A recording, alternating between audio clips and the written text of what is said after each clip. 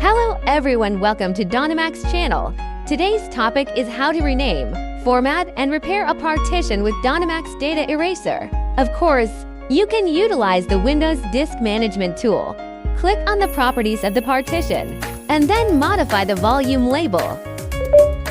But now, I want to introduce you to a simple and easy-to-use software that allows you to operate these functions directly with one click. Open Donemax Data Eraser and change to Disk Manager. You can see Rename, Format, and Repair buttons on the top. Select a partition and then click one of the buttons you want to do.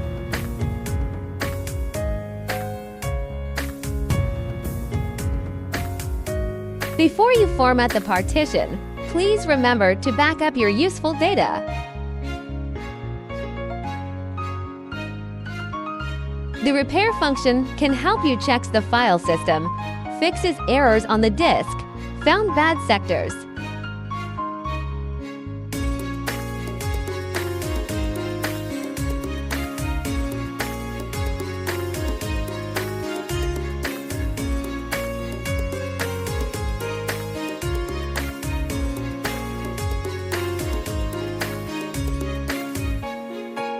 If you want to learn more about disks, please subscribe to our channel.